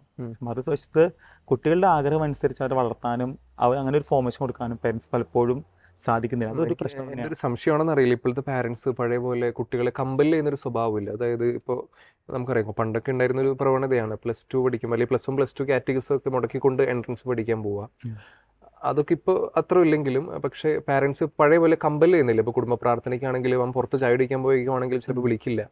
അങ്ങനെ അവരുടെ ഒരു ഫ്രീഡത്തിന് വിട്ടുകൊടുക്കുന്ന ഒരു പ്രവണതയൊക്കെ ഉണ്ട്, പ്രത്യേകിച്ച് ക്രിസ്ത്യൻ ഫാമിലിയിലാണെങ്കിലും. ആ ഒരു പ്രവണതയൊക്കെ ഒരു പക്ഷേ നല്ലതിനായിരിക്കും അതോ? ഒരിക്കലല്ല. കാരണം നമ്മളൊരു +2 പഠിക്കുന്ന കൊച്ചിനോട് പ്രാർത്ഥിക്കാൻ വരാൻ പറഞ്ഞാൽ ഞാൻ വരത്തില്ല. നമ്മൾ ചെറുപ്പം മുതലേ തുടങ്ങണം. അതായത് ജനിച്ച അന്ന് മുതൽ അതിൻ്റെ ഫെയ്ത്ത് ഫോർമേഷൻ തുടങ്ങുകയാണ് കുടുംബത്തിൽ. LKG UKG 1 2 അങ്ങനെ തുടങ്ങുമ്പോഴത്തേക്ക് ഓട്ടോമാറ്റിക്കലി കുട്ടികൾ ആ ട്രാക്കിലേക്ക് വരും. അവർക്ക് ദൈവത്തെ എക്സ്പീരിയൻസ് ചെയ്യാൻ പറ്റും. അല്ലാതെ നമ്മൾ ആ സമയത്ത് നമ്മുടെ കാര്യം നോക്കി കുട്ടികൾ നോക്കാതെ മൈൻഡ് ചെയ്ത് വിട്ട് കഴിഞ്ഞാൽ വലുതാകുമ്പോൾ അവർക്ക് ആ വിശ്വാസം ഉണ്ടാവില്ല. ഈവൻ വിശ്വാസത്തെക്കാൾ ഒരു പേരൻസ് ഒരു കണക്ഷൻ പോലും അവർക്കുണ്ടാവില്ല. പല കുടുംബങ്ങളുടെ ഒരു തകർച്ച കാരണം അത് തന്നെയാണ്. ഈ പേരൻറ്റിങ്ങിന് വളരെയധികം ഇമ്പോർട്ടൻസ് എല്ലാം ഉണ്ട്. ഫേസ് ഫോർമേഷനിലായാലും കുട്ടികളും പേരൻസിൻ്റെ കണക്ഷനും റിലേഷനായാലും വളരെ ഇമ്പോർട്ടൻസ് ഉണ്ട്. അത് നമ്മുടെ ദൈവങ്ങളെയും സ്വാധീനിക്കും, അത് വ്യക്തി ജീവിതത്തെയും തീർച്ചയായും യൂത്തിൻ്റെ ജീവിതത്തെ ബാധിക്കുന്നുണ്ട്. പക്ഷേ ഇപ്പോൾ എല്ലാവരും സോഷ്യൽ മീഡിയ ഒത്തിരി ഉപയോഗിക്കുന്ന ആളുകളാണ്. ഇപ്പോൾ എന്താ പറയുക, ഇപ്പോൾ സഭയുടെ ബിഷപ്പ് മുതൽ താഴെത്തട്ടിലുള്ളവരെല്ലാവരും സോഷ്യൽ മീഡിയ ഉപയോഗിക്കുന്നവരാണ്. ചില അച്ഛന്മാരൊക്കെ എന്താ പറയുക ഡാൻസ് കളിക്കുന്ന വീഡിയോ അല്ലെങ്കിൽ പിള്ളേരോടൊപ്പം കറങ്ങാൻ പോകുന്ന വീഡിയോ ഇതൊക്കെ ഇട്ട് കഴിയുമ്പോൾ അതിൻ്റെ താഴെ ഈ ക്രിസ്ത്യൻ ഫാമിലി തന്നെ ഉള്ളവർ തന്നെയാണ് ഒരു നെഗറ്റീവ് കമൻസ് ഒക്കെ പറയുന്നതായിട്ട് കാണാം. ഒരു പുരോഹിതൻ എന്ന നിലയിൽ അച്ഛൻ എങ്ങനെയാണ് ഇതിനൊക്കെ നോക്കി കാണുന്നതും അതിനൊക്കെ എങ്ങനെ അതിജീവിക്കുന്നു? ഇപ്പം ഈ മൊബൈൽ ഉപയോഗം റീൽസ് അതിലൊന്നും തെറ്റുണ്ടെന്നായിട്ട് എനിക്ക് തോന്നുന്നില്ല. രാത്രി ഫുഡ് കഴിക്കാൻ പോകുന്നു, ചായ കുടിക്കാൻ പോകുന്നു, ഞാൻ പറയേ ഇവരൊക്കെ നേടാൻ നമുക്ക് ഇതെല്ലാം ആവശ്യമാണ്. ആ സമയം വളരെ വൈകിയുള്ള ഈ പരിപാടികൾ, ഇപ്പോൾ രാത്രി ഒരു 10:00 ശേഷമുള്ള ഫുഡ് കഴിക്കാൻ പോക്ക്, ചായ കുടിക്കാൻ പോക്ക്, അതൊന്നും പ്രൊമോട്ട് ചെയ്യാതിരിക്കുന്നതാണ് ഏറ്റവും നല്ലത്. ഇപ്പോൾ റീൽസെല്ലാം നമുക്ക് ആവശ്യമാണ്, നമുക്ക് അതിലൂടെ തന്നെ ഈശോയെ പ്രഘോഷിക്കാൻ പറ്റും. അല്ലെ, പണ്ട് കാലത്ത് മൊബൈലിൽ ഒരു പാവം പോലെ കണ്ടിരുന്ന ഒരു സമൂഹം ഉണ്ടായിരുന്നു. ആ സമയം മൊബൈൽ ഇല്ലാതെ ജീവിക്കാൻ പറ്റില്ല എന്നുള്ള രീതിയിലാണ് നമ്മൾ ജീവിക്കുന്നത്. എനിക്കൊരു കാര്യം മാത്രം ഞാൻ ചിന്തിക്കുന്നുള്ളൂ, ഞാൻ എപ്പോഴും ഒരു അച്ഛനാണെന്നുള്ള കാര്യം എൻ്റെ മനസ്സിലുണ്ടാകണം. ഒരു സെമിനാരിക്കാണ് ഞാൻ ചിന്തിക്കുന്നത്, ഒരു സന്യാസിയാണെന്നുള്ള കാര്യം മനസ്സിലുണ്ടാകണം. എന്നിട്ട് ഞാൻ എന്തും ചെയ്തോ കുഴപ്പമില്ല, എപ്പോഴും എനിക്കൊരു ബോധം ഉണ്ടാവണം, ഞാൻ എൻ്റെ അച്ഛനാണ്. അപ്പോൾ അങ്ങനെ ഒരു ബോധം എനിക്കുണ്ടെങ്കിൽ തീർച്ചയായിട്ടും ഒരു വൈദികന് ചേർന്ന കാര്യങ്ങൾ മാത്രമാണ് ഞാൻ ചെയ്യത്തുള്ളൂ. എപ്പോൾ ആ ബോധം അല്ലെങ്കിൽ ആ ചിന്ത എന്നിൽ നിന്ന് മാറുന്നു, അപ്പോഴാണ് പലപ്പോഴും പല അപകടങ്ങളിലേക്കും ഈ സന്യാസത്തിനും വൈദികനും ചെന്ന് വീഴുന്നത്. അപ്പോൾ അതുകൊണ്ട് ഇതൊന്നും ഉപയോഗിക്കുന്നത് തെറ്റെന്ന് പറയാൻ പറ്റില്ല. സമയം ഞാൻ ഒരു അച്ഛനാണെന്നുള്ള ചിന്ത നമുക്കുണ്ടെങ്കിൽ തീർച്ചയായിട്ടും ഭംഗിയായിട്ട് ഇതെല്ലാം നമുക്ക് ഉപയോഗിക്കാനായിട്ട് സാധിക്കും. ഒരുപാട് പേരെ ഈശോയിലേക്ക് കൊണ്ടുവരാൻ സാധിക്കുന്നതാണ് എൻ്റെ ഒരു കാഴ്ചപ്പാട്. അപ്പോൾ അച്ഛൻ നേരത്തെ പറഞ്ഞു 10:30 ശേഷം ചായ കുടിക്കാൻ പോയി. ഇപ്പോൾ നമ്മുടെ ഈ രൂപത ഇപ്പോൾ കൊച്ചി നടുക്ക് അല്ലെങ്കിലും വൈബുകളൊക്കെ ഏറ്റവും ആദ്യം വരുന്ന രൂപതയൊക്കെ ഇവിടെ തന്നെ ആയിരിക്കും ഒരു പക്ഷേ. അപ്പോൾ അങ്ങനെയുള്ളൊരു യൂത്തിൻ്റെ ഇടയിൽ മക്കളുടെ രാത്രി പോകണ്ട അങ്ങനെയൊക്കെ പറയാനായിട്ട് അച്ഛന് സാധിക്കുമോ? അതോ എങ്ങനെയാണ് അവരുടെ കൂടെ ചേർന്ന് നിൽക്കാനാണോ അച്ഛൻ ശ്രമിക്കാറ്? നമ്മൾ അവരോട് പോകണ്ടെന്ന് പറയാറില്ല. നമ്മൾ പോകുന്ന കാര്യമാണ് ഞാൻ പറഞ്ഞത് അല്ലേ. ഇപ്പോൾ ഒരു അച്ഛൻ എന്ന നിലയിൽ യൂത്ത് മാത്രമല്ല ഒരു ഇടവകയിലുള്ളത്. അവിടെ പേരൻസ് ഉണ്ട്, കുഞ്ഞുങ്ങളുണ്ട്, പ്രായമായവരുണ്ട്. ഒരു ഇടവകയിൽ നമ്മളായിരിക്കും നമുക്ക് എല്ലാവരെയും ഒരുപോലെ കാണാൻ പറ്റും. യൂത്തിന് മാത്രം ഇമ്പോർട്ടൻസ് കൊടുത്തു കഴിഞ്ഞാൽ ബാക്കി എല്ലാവർക്കും നമ്മുടെ എതിർപ്പാവും. എല്ലാവരും ഒരുപോലെ കണ്ട് എല്ലാവർക്കും ഇഷ്ടമുള്ള രീതിയിലായിരിക്കണം, സ്വീകാര്യമായ രീതിയിലായിരിക്കും ഞാൻ ജീവിച്ച് കാണിക്കേണ്ടത് അല്ലേ. കാരണം ഒരു 10 കഴിഞ്ഞ് പോകുമ്പോൾ പ്രശ്നം എന്ന് പറയുന്നത് പിറ്റേ ദിവസം നമുക്ക് രാവിലെ 5:30 കുർബാനയുണ്ട്. മിക്ക പള്ളിയിൽ രാവിലെ 5:30 കുർബാന ഉള്ളപ്പോൾ നമ്മൾ കുർബാനയ്ക്ക് മുമ്പ് ഒരുങ്ങി പ്രാർത്ഥിച്ചാണ് കുർബാന ചൊല്ലുന്നത്. ചിലപ്പോൾ നമ്മൾ 10:30 പുറത്ത് പോകുന്നു, സിനിമ കാണാൻ പോകുന്നു, രാത്രി വൈകി വരുമ്പോൾ ചിലപ്പോൾ ഉറക്കം മര്യാദയ്ക്ക് ശരിയാവണമെന്നില്ല. അപ്പം നമ്മുടെ ഒറ്റ കുർബാന ചൊല്ലലിനെ അത് ബാധിക്കും. മര്യാദയ്ക്ക് ഒരുങ്ങി കുർബാന ചൊല്ലാൻ പറ്റില്ല, ഭക്തിപൂർവ്വം ചൊല്ലാൻ പറ്റത്തില്ല. അതുകൊണ്ടൊക്കെയാണ് ഞാൻ ചിന്തിക്കുന്നത് അധികമുള്ള കറക്കങ്ങൾ, പാതിരാത്രിയുള്ള കറക്കങ്ങൾ ഒഴിവാക്കുന്നതാണ് എപ്പോഴും നല്ലത്. അവസാനമായിട്ട് അച്ഛൻ എന്താണ് ജെൻസി പിള്ളേരോടൊക്കെ കാണുന്ന നമ്മുടെ പ്രേക്ഷകരോടൊക്കെ എന്താ പറയാനുള്ളത് ലാസ്റ്റായിട്ട്? പറയാനുള്ളത് നിങ്ങളുടെ ജീവിതം കൊണ്ട് ക്രിസ്തുവിനെ പ്രഘോഷിക്കുക എന്നുള്ളതാണ്. അത് ഇന്ന രീതിയിലൂടെ ഒന്നുമില്ല, നിങ്ങൾക്ക് എങ്ങനെയൊക്കെ സാധിക്കുന്നോ അതിലൂടെ പ്രഘോഷിക്കുക. പിന്നെ എപ്പോഴും സഭയോട് ഈശോയോട് ചേർന്ന് നിൽക്കുക, പള്ളിയോട് ചേർന്ന് നിൽക്കുക. നിങ്ങളുടെ കഴിവെല്ലാം ഇടവകയിൽ പുറത്തെടുക്കുക എന്നുള്ളതാണ്. ഇടവകയിൽ എല്ലാ ആക്ടിവിറ്റീസിലും ഇൻവോൾവായി സംഘടനയുടെ എല്ലാം വളർന്നു വരിക. അത് നമ്മുടെ സഭയ്ക്ക് വേണ്ടി മാത്രമല്ല, നമ്മുടെ രാജ്യത്തിനും സമൂഹത്തിനും വേണ്ടിയിട്ട് നിങ്ങളുടെ കഴിവുകളും ജീവിതം ഉപയോഗപ്പെടുത്തുക എന്നുള്ളതാണ് പറയാൻ ആഗ്രഹിക്കുന്നത്. നേരത്തെ അച്ഛൻ പറഞ്ഞു ഇപ്പോൾ പിള്ളേർക്ക് ഈ കാലഘട്ടത്തിന് തോന്നുന്ന ഒന്നാണ് ഒത്തിരി എന്താ പറയുക ഒരു ലോൺലിനെസ് ഫീൽ ചെയ്യുക. അതിനെയൊക്കെ അല്ലെങ്കിൽ ഈ കാലഘട്ടത്തിൻ്റെ ഒരു കുറേ ബലഹീനതകളുണ്ടല്ലോ, അതിനെയൊക്കെ എങ്ങനെ ഈശോയോട് ചേർന്ന് നിന്ന് നമുക്ക് മാറ്റിയെടുക്കാം, അതൊന്ന് പറഞ്ഞ് അവസാനിപ്പിക്കാം. ഇത് എപ്പോഴും നല്ലൊരു സൗഹൃദം നമുക്ക് ഉണ്ടാവുക എന്നുള്ളതാണ്. നല്ല കൂട്ടുകാർ നമുക്ക് ആവശ്യമുണ്ട്.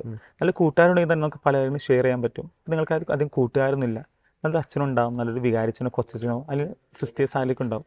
നിങ്ങൾ തുറന്നു പറയാൻ പറ്റുന്ന കാര്യങ്ങൾക്ക് അവരോട് ഷെയർ ചെയ്യാമെന്നുള്ളതാണ്. ചിലപ്പോൾ ഒറ്റയ്ക്ക് നമുക്ക് എല്ലാ കാര്യങ്ങളും പരിഹരിക്കാൻ പറ്റുന്ന വരില്ല. അതേസമയം ഒരാൾ നമ്മുടെ കൂടെ ഉണ്ടെങ്കിൽ അയാൾ നമ്മൾ കറക്റ്റ് ചെയ്യാൻ പറ്റും, നല്ല നമ്മളെ ഗൈഡ് ചെയ്യാനായിട്ട് പറ്റും. മാത്രമല്ല ഇന്നത്തെ കാലത്ത് ഒരുപാട് ടെംപ്റ്റേഷൻസും പ്രലോഭനമുള്ളതാണ്. പെട്ടെന്ന് നമ്മൾ ചതിക്കുഴിയിൽ വീണ് പോകാൻ സാധ്യതയുണ്ട്. അതിനെല്ലാം നമുക്ക് അതിജീവിക്കാൻ പറ്റുന്നത് നമുക്ക് പള്ളി തന്നെ, നമ്മുടെ ഇടവകയിൽ നല്ലൊരു ഇപ്പോൾ സംഘടന പ്രവർത്തനം അതിൽ ഇൻവോൾവ് ആകുമ്പോൾ തന്നെ ഓട്ടോമാറ്റിക്കലി നമുക്ക് വേറെ ഒന്നിലേക്കും തിരിയാനായിട്ട് സാധിക്കില്ല. നമുക്ക് ടൂർണമെൻറ്റ്സ് ഒക്കെ വയ്ക്കാം, കുട്ടികൾ യൂത്തിൻ്റെ ടൂർണമെൻറ്റ് ഇടവക്കാർക്ക് വേണ്ടിയിട്ട്. അപ്പോൾ നമ്മൾ ഫുള്ളി ഇൻവോൾവ് ആണ്. അപ്പോൾ ആ സമയത്ത് നമുക്ക് മറ്റ് പ്രലോഭനങ്ങൾ വീഴാതിരിക്കാനും അതിജീവിക്കാൻ സാധിക്കും. കാരണം എനിക്കൊരു നല്ല യൂത്തുണ്ട്, എന്നെ സപ്പോർട്ട് ചെയ്യുന്ന ആളുകളുണ്ട്, കൂട്ടുകാരുണ്ട്, അച്ഛനുണ്ട്, സിസ്റ്റർ എന്ന് പറയുമ്പോൾ ഓട്ടോമാറ്റിക്കലി അവർക്ക് വേറൊരു തെറ്റായ രീതിയിലേക്ക് അവർ പോകാതിരിക്കാനും എപ്പോഴും പള്ളിയോട് ചേർന്ന് നിൽക്കാനും അവരെ കഴിവ് പുറത്തെടുക്കാനായിട്ടും സാധിക്കുന്നു. ഇത്രയും നേരം ഗുഡ്നസ് ടിവിയുമായിട്ട് ചെലവഴിച്ച ബഹുമാനപ്പെട്ട ജിൻസച്ചന് ഒത്തിരി നന്ദി. Thank you. ജിൻസച്ചനുമായുള്ള ചോസൻ്റെ ഇന്നത്തെ വിശേഷങ്ങൾ നമ്മൾ അവസാനിപ്പിക്കുന്നു. ഇനി മറ്റൊരു തിരഞ്ഞെടുക്കപ്പെട്ട വ്യക്തിയുമായിട്ട് ചോസൻ്റെ മറ്റൊരു എപ്പിസോഡിൽ നമുക്ക് വീണ്ടും കാണാം. ഗുഡ്നസ് ടിവിയുടെ എല്ലാ പ്രേക്ഷകർക്കും ഒത്തിരി നന്ദി.